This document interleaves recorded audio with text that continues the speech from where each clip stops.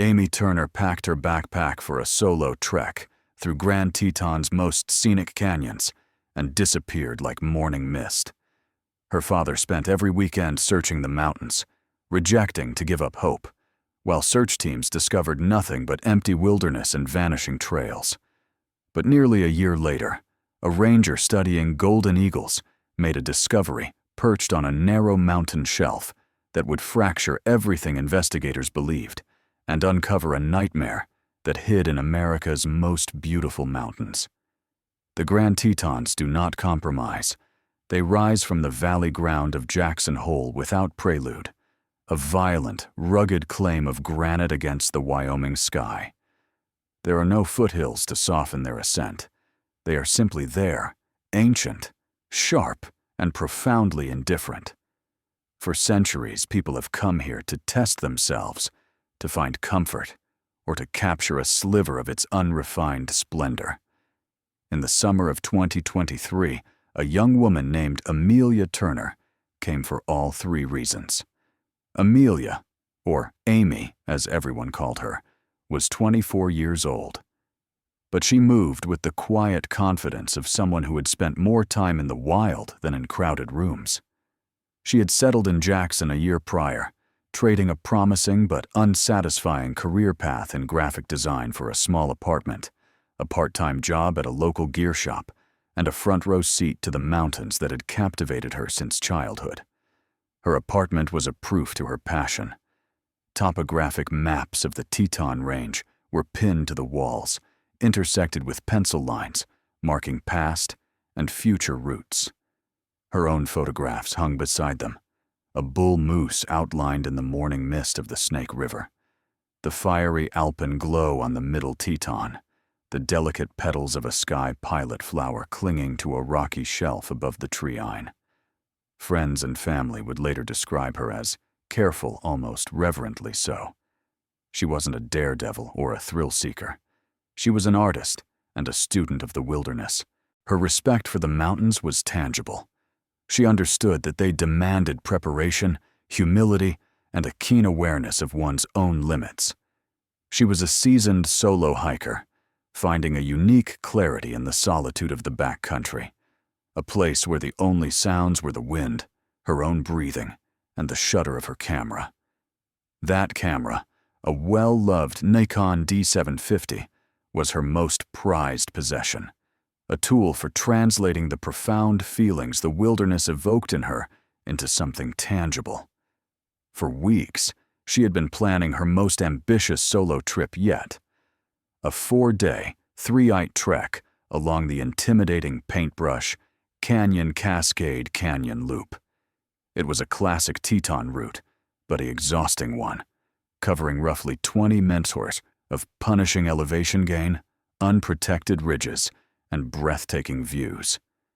For Amy, it was more than just a hike. It was a journey. It was a chance to push her skills, to immerse herself completely, and to capture a collection of images that she hoped would be the foundation of her first gallery show. Her roommate, Chloe, would later recall Amy spreading her maps across the living space ground, her face lit by a headlamp as she traced the path with her finger, her expression one of focused joy. She was looking for the perfect Teton sunrise, Chloe said. She believed if she could just get high enough into Paintbrush Divide at the right moment, she could capture something no one else had. The days leading up to her departure were a quiet ceremony of preparation. Her mother, Sarah, speaking to investigators later, remembered their final video call. Amy's face was bright with anticipation as she showed off her neatly organized gear laid out on her apartment ground. There was her Osprey backpack, the blue fabric worn in all the right places, her lightweight tent, her down sleeping bag, her tiny cook stove. She held up her satellite messenger, a Garmin in reach, and promised she'd send check-in messages each evening.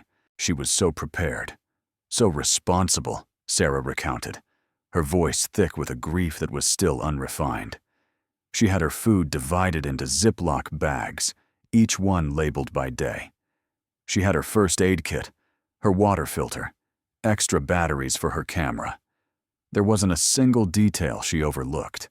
This careful nature, this deep-seated competence, is what would later make her disappearance so utterly unfathomable. She wasn't the kind of person to make a simple mistake. On the morning of Friday, August 12, 2023, Amy's silver Subaru pulled into the busy String Lake trailhead parking lot. The air was cool and sharp, smelling of pine and damp earth. The sky was a brilliant, cloudless blue. It was a perfect day. Before shouldering her pack, she spotted an older couple admiring the view of the cathedral group reflected in the still water. She approached them with a warm smile and inquired if they wouldn't mind taking a photo of her. The man, a tourist from Ohio named Gerald, happily obliged. He took the photo that would soon become the most widely circulated image of Amy, a young woman full of life, her blonde hair pulled back in a practical ponytail, a pink tank top bright against the deep green of the forest. She holds a black hiking pole in one hand, her heavy pack settled on her shoulders, and behind her, the Tetons loom, majestic and serene. She thanked the couple, her smile genuine. They would later tell rangers that she seemed incredibly happy, almost glowing with excitement. She told us she was heading up into Paintbrush Canyon, the wife, Eleanor, recalled. She said she sensed like the luckiest person in the world to have this in her backyard. After they parted ways, Amy discovered a quiet spot by the shore, took a deep breath of mountain air, and sent the photo to her mother. The accompanying text was the last message anyone would ever receive from her. It read, "Off I go. The mountains are calling. Weather is perfect. Talk to you Sunday night." With that, she turned, adjusted her straps, and stepped toward the trailhead, disappearing into the shadows of the lodgepole pines. A lone figure stepping into the vast, waiting wilderness. Sunday came, and the sun set behind the rugged peaks, painting the sky in strokes of orange and purple. In her home in Salt Lake City, Sarah Turner checked her phone, expecting the familiar buzz of a text from her daughter.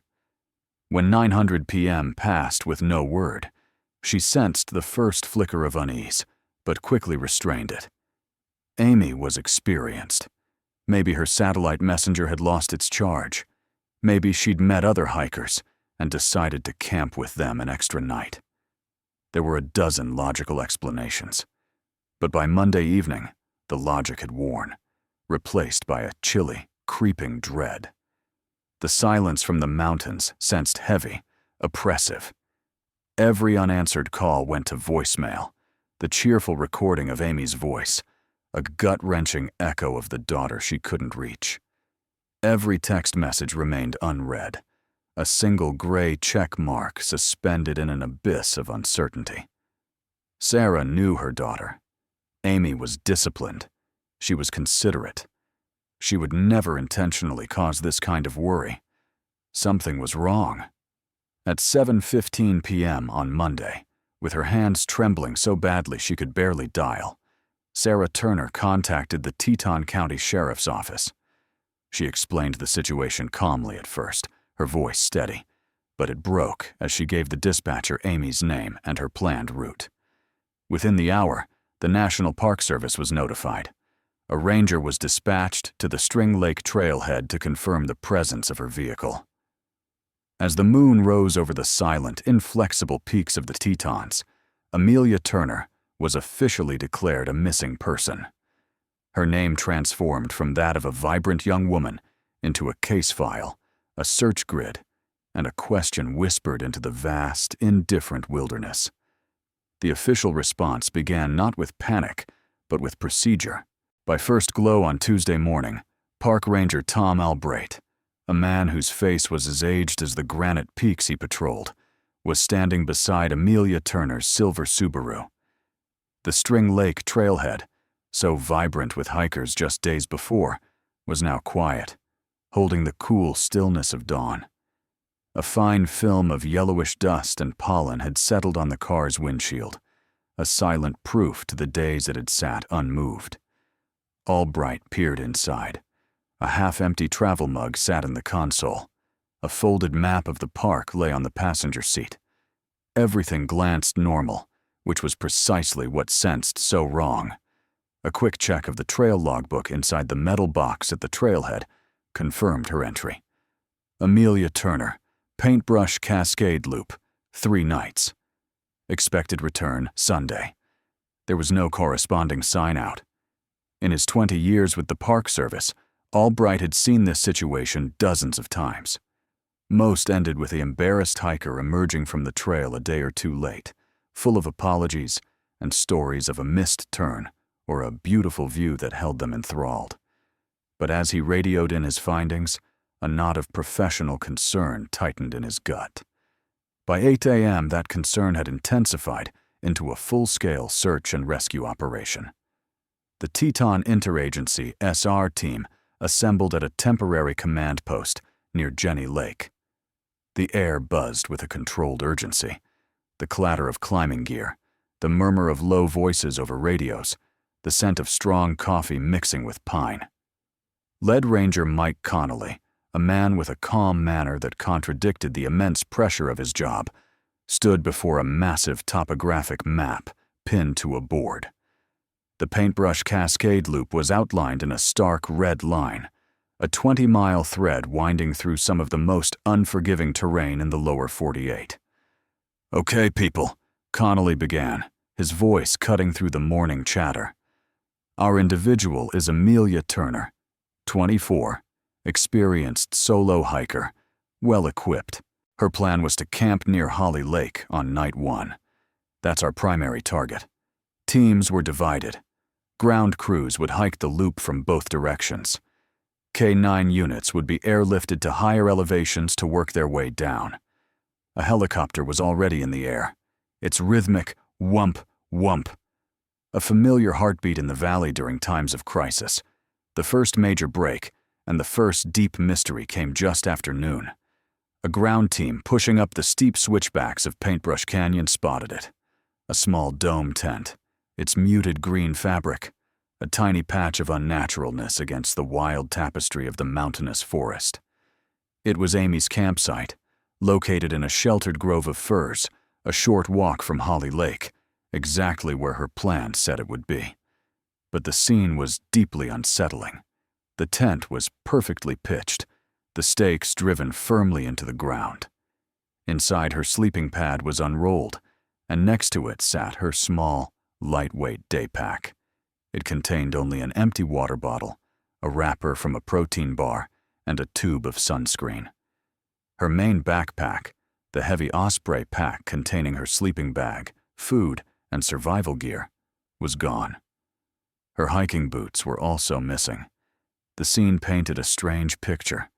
It suggested she had set up her tent, her shelter for the night, and then, for some unknown reason, had put on her boots, shouldered her heavy multi-day pack, and stepped away, leaving the lighter day pack behind. It made no sense. Hikers might leave their main pack at camp to take a short day hike, but they wouldn't leave their day pack behind. It was a fundamental inconsistency of backcountry logic, and it sent a chill through the search team. The discovery prompted the immediate deployment of the K-9 units to the campsite. A German shepherd named Kaiser, the team's most experienced dog, was brought to the tent flap. After a moment of sniffing the ground, he let out a low whine and took off, his handler jogging to keep up. Kaiser picked up a scent trail immediately, but it didn't follow the established path. Instead, it led directly away from the trail, up a steep, scree-covered slope, choked with dense willows and deadfall. The team followed, the terrain growing more difficult with every step. After a grueling half-mile climb, the trail arrived at a jumble of massive granite boulders and tangled, impassable deadfall. And there, Kaiser stopped. He circled the area, sniffing desperately, his tail low. He whed, glanced back at his handler, and then sat. The trail was gone, not faded, not lost. It simply ceased to exist, as if Amy had been lifted straight into the air. The handler radioed back to command, his voice laced with frustration. The scent ends here. It just stops. There's nowhere to go. While the K-9 teams hit a wall, other rangers worked to track down the Ohio couple who had taken Amy's last photo. They discovered them at a hotel in Jackson, preparing to fly home. Eleanor and Gerald were heartbroken to hear the news and eagerly shared what little they knew. They confirmed Amy's cheerful manner and her excitement. Then Eleanor remembered something else. "About 10 minutes after we left her," she said, her brow furrowed in concentration. "We passed another hiker on the trail, a man. He was alone, too." Gerald nodded in agreement. He was an intense-looking fellow, military-style pack, old and faded. He didn't make eye contact, just kept his eyes fixed forward. Didn't return our greeting, just had a hard-aged look about him. The description was vague, but in the absence of other leads, it became a central point. An investigative sketch artist was brought in, and based on the couple's memory, a composite drawing was created. A man in his late 30s or early 40s, with a haggard face, deep-set eyes, and a stern expression. The intense hiker became a ghost haunting the investigation. A potential witness, or something more sinister. But with no name and no other sightings, he remained just that, a sketch on a piece of paper. High above, the search helicopter continued its slow, methodical grid patterns. From the air, the vastness of the Tetons was both beautiful and terrifying. The dense summer canopy of the forest formed an unbroken sea of green, swallowing the ground below. The canyons were deep, shadowed gashes in the earth, their sheer walls creating countless blind spots where a person could lie unseen forever. The pilot and spotters scanned relentlessly for a flash of color, a piece of gear, the glint of metal. But the wilderness held its secrets tightly. The landscape that Amy had discovered so inspiring had become an accomplice in her disappearance, its scale and complexity working against the very people trying to find her. The final blow to the initial search effort came on the 5th day. The clear blue skies that had marked the beginning of the week disappeared, replaced by a bruised purple-gray ceiling of cloud that rolled in from the west. The temperature dropped. The rumble of distant thunder echoed through the canyons, growing steadily closer until the storm broke with a terrifying fury. Lightning spiderweb across the sky, and sheets of chilly driving rain hammered the mountainside. For the safety of the crews, the search was called off. For 36 agonizing hours, as the storm raged, no one was in the field. Everyone knew what the flood meant. Any remaining scent trails would be obliterated. Any faint footprints would be washed away. The ground, already hazardous, would become a slick and dangerous swamp. It was as if the mountains themselves were actively working to erase the last traces of Amelia Turner. After 10 days, the search had yielded nothing more than the abandoned tent and a scent trail that led to an impossible dead end. The resources, both human and financial, were stretched to their limit. At the evening briefing on the 10th day, a weary Mike Connolly made the call everyone had been dreading. The large-scale active search was being suspended. It would transition to limited continuous patrol, a bureaucratic phrase that meant the chances of finding Amy alive were now considered insignificant. The command post was dismantled. The volunteers went home. A profound and heavy silence fell over the operation. Amy's parents, who had been holding a vigil in Jackson, were devastated. Her father, Mark, a quiet man who had spent his life surveying land, stood staring at the map in the now empty briefing space. He glanced at the red line marking his daughter's intended path and the vast empty wilderness surrounding it. The official search may have been over, but for him it was just beginning. The seasons turned in the Tetons with a brutal, indifferent beauty. The vibrant greens of summer bled into the fiery golds and reds of autumn, a fleeting spectacle that painted the aspen groves in strokes of impossible color. Then, just as quickly, The fire was extinguished by the first snows of October. The peaks disappeared behind a veil of gray cloud, and a deep, profound silence settled over the range. It was the silence of winter, a quiet that sensed ancient and absolute. With this seasonal shift, the active memory of Amelia Turner began to fade, crystallizing into something colder, harder, a story, a cautionary tale, a ghost. The missing person posters, once stark and urgent, began to curl at the edges in the visitor center, their colors leached by the relentless high-altitude sun. Amy's case file, now housed at the Park Service headquarters, grew thicker with procedural reports and dead-end leads, yet paradoxically, sensed colder to the touch. The investigation was officially inactive. Her name joined a gloomy list of those the mountains had claimed, individuals who had stepped into the wilderness and were absorbed by it, leaving behind only questions and a lingering ache in the hearts of those who loved them. For the park rangers and the locals in Jackson, her story became a piece of modern folklore, whispered to new seasonal workers and overcautious tourists, the talented photographer who stepped into Paintbrush Canyon and never stepped out. But for one person, the case never went chilly. Mark Turner, Amy's father, refused to let the silence win. A retired land surveyor, Mark was a man of quiet precision, someone who had spent his life translating the disordered contours of the earth onto the clean, logical grid of a map.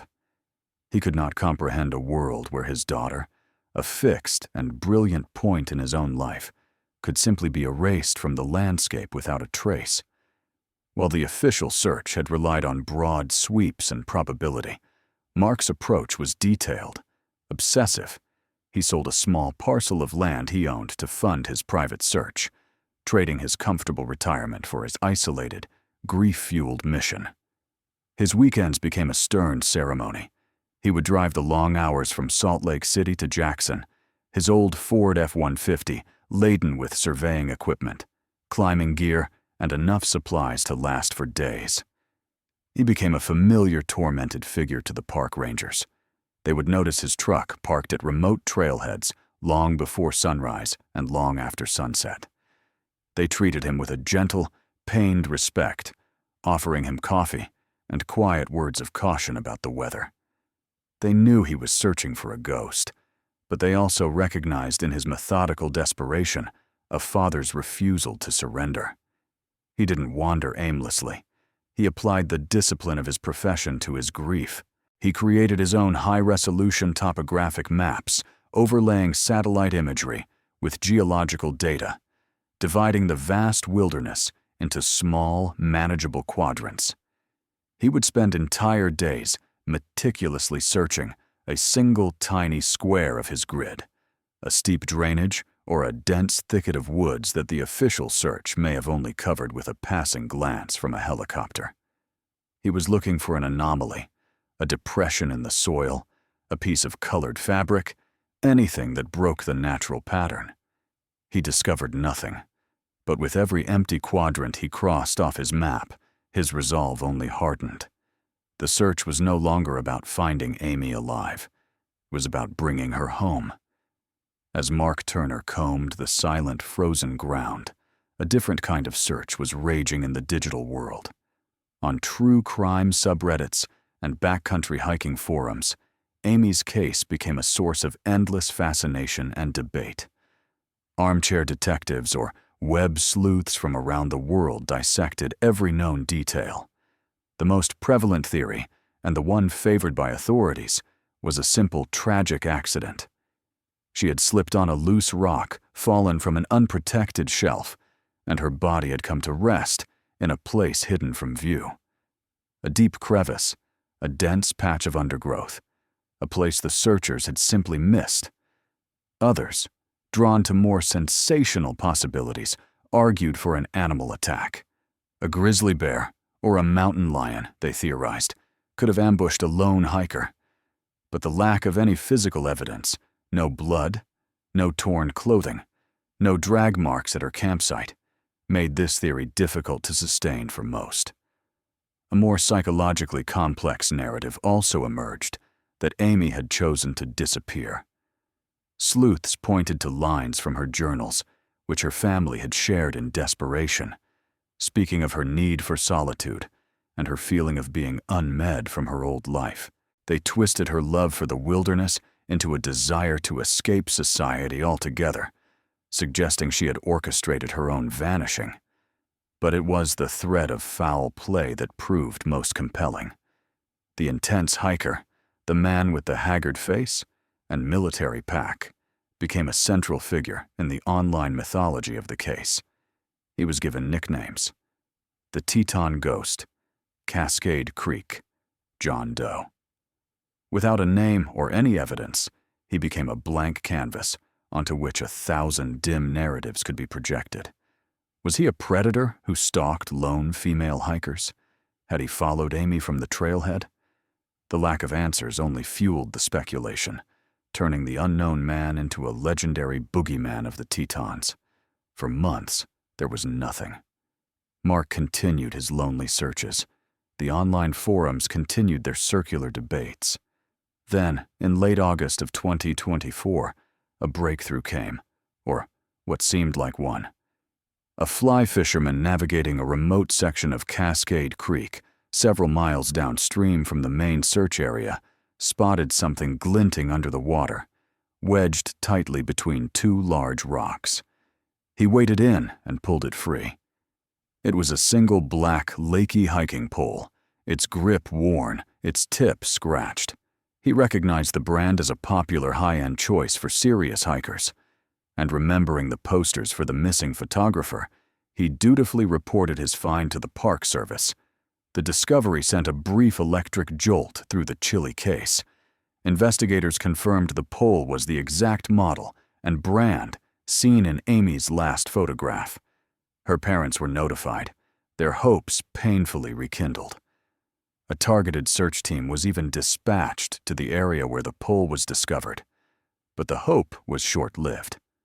Hydrologists explained that in a watershed as powerful and dynamic as the Tetons, the pole could have been washed downstream from anywhere. A heavy spring runoff could have carried it for miles, dislodging it from a high mountain slope and depositing it in the creek bed. It was a tangible piece of Amy's presence, a heartbreaking echo of her last day, but it provided no specific location, no new direction. The clue, like the scent trail the dogs had followed, led nowhere.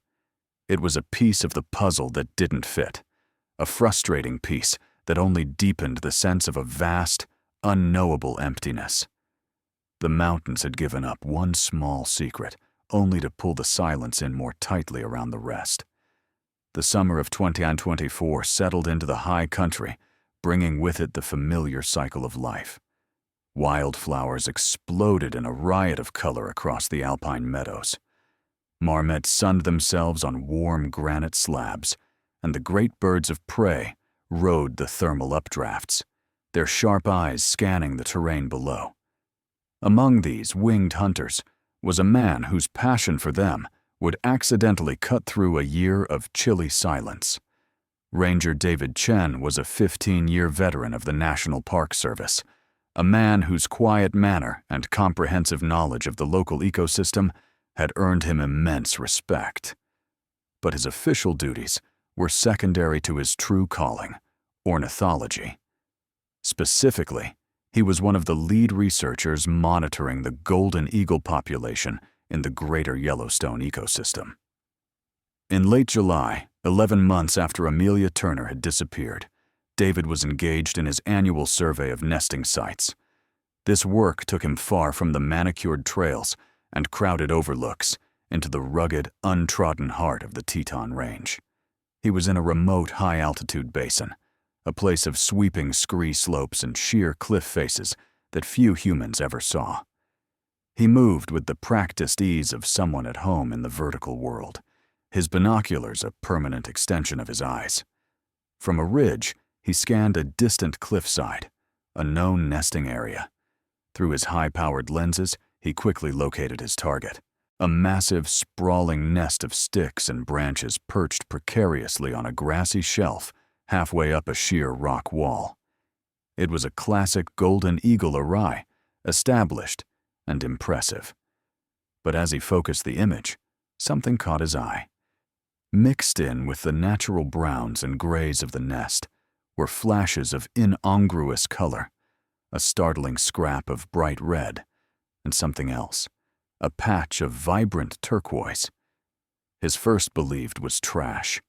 It was a constant battle for the Park Service, the careless leanings of humanity finding their way into even the most remote corners of the wilderness. Concerned that plastic or other debris could harm the eagles or their young, David made a decision. The climb would be difficult and slightly dangerous, a technical scramble up loose rock and steep grass, but he sensed a duty to clean the nest. He slung his binoculars over his shoulder, radioed his general location to dispatch as per protocol, and began the arduous ascent.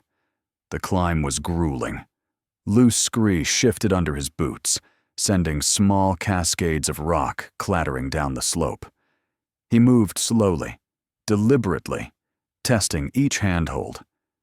As he drew closer to the nest, his initial annoyance at thoughtless hikers began to sour into a chilling unease. The colors were more distinct now.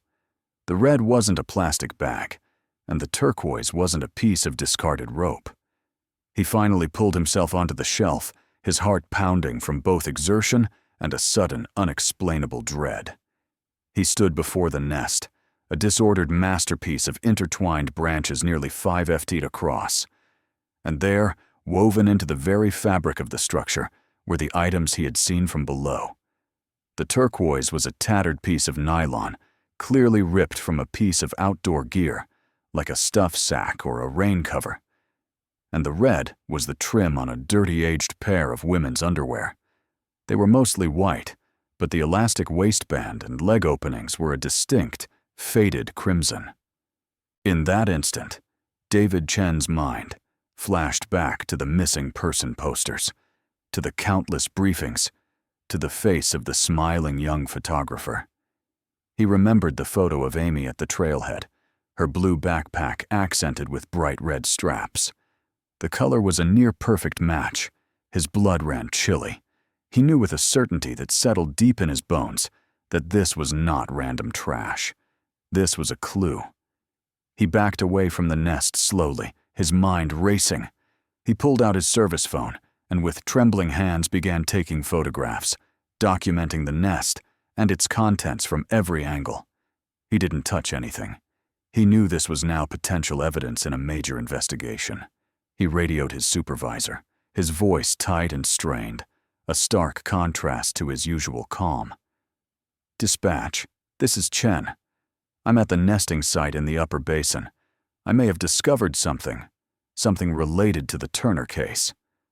The news ripped through the ranger station like a lightning strike. The quiet, stagnant, chilly case was suddenly, shockingly alive. When David returned with the carefully bagged and tagged items, investigators immediately pulled Amelia Turner's file. They laid the grimy aged panties on an antiseptic cloth next to a high-resolution printout of Amy's last photo.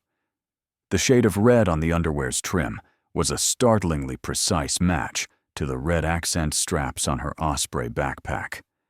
A stern silence fell over the space as the implications sank in. A new horrific theory began to take shape. One whispered between seasoned investigators who understood the unsentimental logic of the wild. Golden eagles are predators, but they are also foragers. They are drawn to carrion, to the scent of death. The most plausible and most disturbing explanation was that an eagle soaring high above the basin had been drawn to the scent of blood on Amy's body, or on clothing discarded nearby. It had landed, torn at the fabric, and carried a piece away, a bright, long-lasting scrap, perfect for reinforcing its nest. This single strange discovery transformed the entire investigation. It meant that Amy hadn't just fallen into a random crevice somewhere in the vastness of the park. It meant her body, or what was left of it, was almost certainly located somewhere on or very near that remote, inaccessible hillside. The search was no longer a needle in a haystack operation across hundreds of square miles. It was now a laser-focused grid. Based on the eagle's nesting instinct, the Park Service authorized a new highly targeted search. They weren't just looking for a missing person anymore. They were looking for a grave. The catalyst had been discovered not by human eyes or technology, but by the ancient predatory instinct of a bird, a silent witness that had unwittingly carried a message from the dead back into the world of the living. The new search began with a gloomy, precise precision that stood in stark contrast to the sprawling, hopeful efforts of the year before. This was not a rescue mission. It was a recovery. A specialized team was assembled, a stern fellowship of experts whose skills were called upon when the worst was suspected. Investigative anthropologists from the University of Wyoming, accustomed to reading stories from bone, flew in. They were joined by the state's top cadaver dog teams and seasoned members of Teton County Search and Rescue, who specialized in high-angle recovery. The team was airlifted to a staging area in the basin below the eagle's nest, the helicopter's rotors washing the alpine meadows in a frantic, unnatural wind. The atmosphere was heavy, not just with the thin mountain air, but with a shared sense of gravity. They were treading on sacred ground, a place of immense beauty that was now the backdrop to a human tragedy. The search grid was small, just 1 square mile, but the terrain was brutally difficult. The hillside below the nest was a hazardous mix of steep, grassy slopes, loose scree that slid like marbles underfoot, and rugged rock outcroppings. The team moved slowly, meticulously in a grid pattern. The dogs, their senses far more sharp than any humans, worked back and forth, their handlers giving quiet commands. For 2 days, they discovered nothing but the silence of the mountains. The sun beat down, and the vastness of the landscape seemed to mock their painstaking efforts. But on the 3rd morning, just as a sliver of doubt began to creep into the operation, one of the dogs, a black Labrador named Odin, gave a definitive alert. He stopped near a dense cluster of prickly brush and dwarfed, wind-warped firs growing at the base of a series of large boulders. He began to whine, a low, insistent sound, and pawed at the ground. This was his final indication, the signal that he had discovered his target. The team converged on the spot. The investigative anthropologist, Dr. Alana Rios, knelt and examined the area. To an untrained eye, it glanced like nothing, just a patch of disturbed earth and rocks. But she saw the subtle signs, the unnatural depression in the soil, the way the rocks were piled in a way that defied natural erosion. "Start here," she said quietly, pointing to a spot at the center of the brush. Slowly, using small shovels and brushes, the team began to carefully remove the top layer of soil and rock. It was painstaking work. An hour passed. Then one of the searchers paused, his towel having scraped against something hard, but surrendering. He brushed away the dirt. A piece of faded blue fabric was revealed, the sleeve of a technical shirt. A few inches away, another discovery, the unmistakable curve of a human bone. The team worked with renewed gloomy intensity. Over the next several hours, they uncovered a shallow grave no more than 2 ft deep. Inside lay the bony remains of a human body. The remains were carefully documented, photographed, and then airlifted to the county morgue. The identification process was swift. Dental records provided a positive match within 24 hours. The remains belonged to Amelia Turner. The news, when it reached her parents, was a complex and devastating blow. The agony of confirmation mixed with the faintest whisper of relief that she had at last been discovered. But the autopsy would reveal a truth far more horrific than a simple hiking accident. Dr. Rios's examination of the bones uncovered multiple fractures, including a significant one on the skull, consistent with severe blunt force trauma. This was not the result of a fall. The pattern of injury was indicative of a violent assault. Furthermore, trace evidence discovered with the remains and later analysis confirmed the most terrible desecration. Amelia had been sexually assaulted before she was murdered. The case file was immediately and officially reclassified. This was not a tragic accident. It was a homicide. The confirmation of foul play threw the entire investigation into a new, terrifying glow. Every assumption had to be re-examined. Investigators dug back into the initial reports, their eyes now searching for malice where they had once glanced for misadventure. The one and only potential lead they had ever had, the vague description of the intense hiker, was suddenly elevated from a curious footnote to the single most important clue. The composite sketch, once a shot in the dim, was now their only hope. It was re-released to the media no longer as a person of interest who might have seen something, but as a potential suspect in a brutal murder. The news sent a shock wave through the Jackson community and the wider network of online sleuths who had followed Amy's case. The abstract mystery had become a concrete nightmare. The breakthrough came from an unexpected place.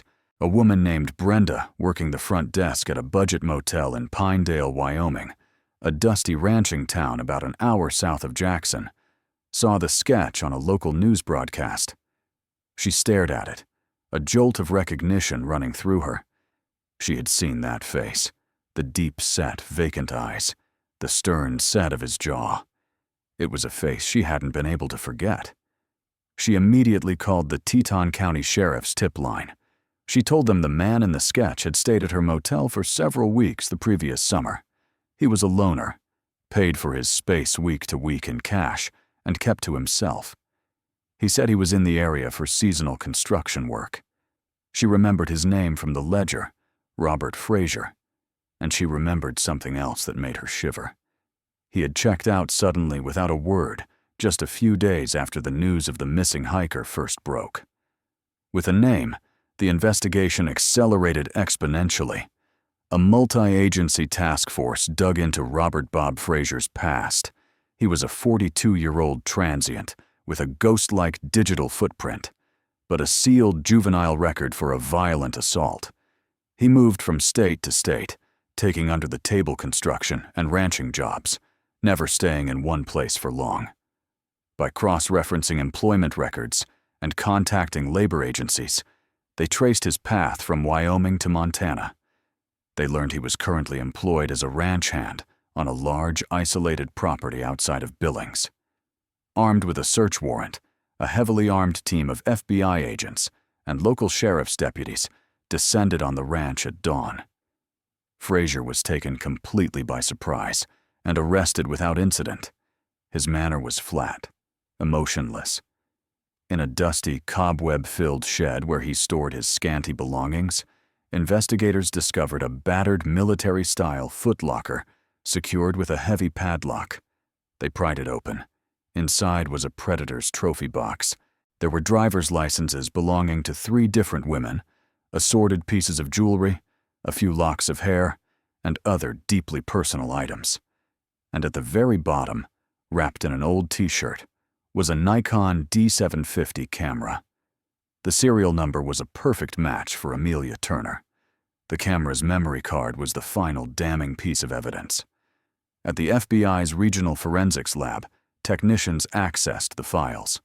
The first several dozen photos were the beautiful, haunting landscapes Amy had taken on her final hike. But then the gallery took a nightmarish turn. The last sequence of images had been taken by Frazier. They were a graphic, horrifying documentation of his crime. The photos showed Amy, her face, a mask of terror fighting for her life. They showed the assault. They showed her after she was dead. The images were chilly, clinical, and utterly corrupt. They were the undeniable confession of a monster, a chilling window into the final terrifying moments of a young woman's life. The interrogation space was an antiseptic, featureless box, and for hours it was a space filled with Robert Frazier's silence. He sat emotionlessly, a block of denial, weathering every question from the two investigators, a seasoned FBI agent and a sharp Teton County detective. He offered nothing, his face a vacant mask. He was practiced, confident that without his own words, no conviction was certain. The shift did not come from a clever question, but from the quiet, methodical presentation of evidence. The FBI agent entered the space carrying a plain manila file folder and sat down. He didn't speak. He simply opened the folder and began laying out a series of glossy photographs on the metal table between them, one by one, in chronological order. The first few were Amy's beautiful landscape shots. Then came the first image Fraser had taken, a distant shot of Amy hiking, unaware she was being watched. The next photo was closer. Then another. The investigators laid them out like a storyboard, creating a silent, damning narrative of his stalk. Finally came the images of the assault. They were clinical, brutal, and undeniable. They were placed on the table without comment, the sequence of photos speaking with a voice louder than anyone in the space could. Fraser's gaze followed each photo as it was placed on the table. His denials ceased. The air in the space grew heavy and thick. According to the interrogation transcript, he simply fell silent for 7 full minutes, his eyes fixed on the visual timeline of his crime laid out before him. The only sound was the low hum of the space's ventilation. The investigators waited, letting the weight of the evidence press down on him. Finally, he spoke. His voice was low and even, a matter-of-fact tone that was more chilling than any scream. "That's me," he said, nodding almost imperceptibly toward one of the photos. It wasn't an admission of guilt so much as a statement of fact. The dam was broken. He began to talk, not with remorse, but with a detached narrative control. He admitted seeing Amy at the trailhead and being drawn to her. He described following her from a distance, his predatory instincts honed by years of practice, watching her set up her camp at Holly Lake. He recounted the ambush with chilly precision, explaining that he waited until she took a short walk away from her tent to get water. When inquired why he killed her, his answer was devoid of any recognizable human emotion. He stated that she fought back with a ferocity he hadn't expected, and he killed her to subdue her. He then calmly described burying her body in the shallow grave and taking her camera as a souvenir of his conquest before hiking out of the park under the cover of darkness. When the detective pressed him for a deeper motive for the why, Fraser glanced at them with his flat, empty eyes and gave the most terrifying answer of all. She shouldn't have been there alone. His confession unspooled a history of violence that connected him to at least 2 other unsolved disappearances of female hikers in the Rocky Mountains. The ghost had a name. The emptiness had an answer. And it was more evil than anyone had imagined. The trial of Robert Fraser was not a lengthy affair. The prosecution, armed with the horrifying photographic evidence from Amy's own camera and Fraser's detailed confession, presented a case that was as airtight as it was sickening. The courtroom in Jackson was packed, a gloomy assembly of community members, press, and the families of the victims Fraser had left in his wake. Amy's parents, Mark and Sarah, sat in the front row every day, their faces etched with a grief so profound it seemed to absorb all the glow in the space. They listened to the clinical descriptions of their daughter's last moments, enduring an agony that no parent should ever have to bear. Fraser remained impassive throughout, a black hole of humanity, his eyes revealing nothing. The jury's deliberation was short. He was discovered guilty on all counts: kidnapping, sexual assault, and first-degree murder. The judge, his voice heavy with condemnation, sentenced him to life in prison without the possibility of parole, ensuring that the man who tormented the wild places would spend the rest of his days in a cage of concrete and steel. The discovery of Fraser's trophy box had a ripple effect that extended far beyond the Tetons. The driver's licenses and personal items discovered alongside Amy's camera, were the keys that unlocked other chilly cases. One belonged to a 28-year-old woman who had disappeared while hiking in Colorado's San Juan Mountains 3 years prior. Another belonged to a 22-year-old college student who disappeared from a trail in Idaho's Sawtooth Wilderness. For years, their families had lived in the same agonizing limbo as the Turners, caught between the faint hope of a return and the knowing fear of the unknown. Now they had answers. Fraser's confession provided the locations of their remains, allowing for their recovery and bringing a painful, long overdue closure. The investigation revealed him to be a nomadic serial predator, a ghost who moved through the West using the isolation and beauty of the wilderness as his hunting ground. For Mark and Sarah Turner, the verdict brought justice, but not peace. The knowledge of what happened to their daughter was a wound that would never fully heal. But in the aftermath, they were finally able to bring Amy home. They held a memorial service, not in a church, but at an overlook in the park, with the cathedral group standing as silent granite witnesses against the sky. Friends and family shared stories of Amy's vibrant spirit, her infectious laugh, her passion for the mountains. Her father, Mark, spoke last. His voice, usually so quiet, was steady as he addressed the crowd. He spoke of the investigators and the search teams, expressing his profound gratitude. He was hailed as a hero by many, the father whose relentless private search had kept the case from being forgotten. But he deflected the praise. "I just did what any father would do," he said, his eyes fixed on the peaks his daughter had loved so much. "I just wanted to find my little girl." They were able to give Amy a proper burial, a final resting place, and begin the long, arduous journey of grieving, a path with no map and no end. The case of Amelia Turner left an indelible scar on the community of Jackson and on the collective consciousness of those who seek comfort in the wild. Her story serves as a chilling and permanent reminder that the dangers of the wilderness are not always elemental. It is not always the storm, the fall, or the bear that one must fear. Sometimes the greatest danger wears a human face and walks the same trails, masking a predatory heart with the anonymity of the backcountry. The majestic beauty of the Tetons remains unchanged. The peaks still catch the first glow of dawn, the rivers still run chilly and clear, and the forests still hold their deep ancient secrets. But for those who know Amy's story, the beauty is now tinged with a permanent shadow of caution.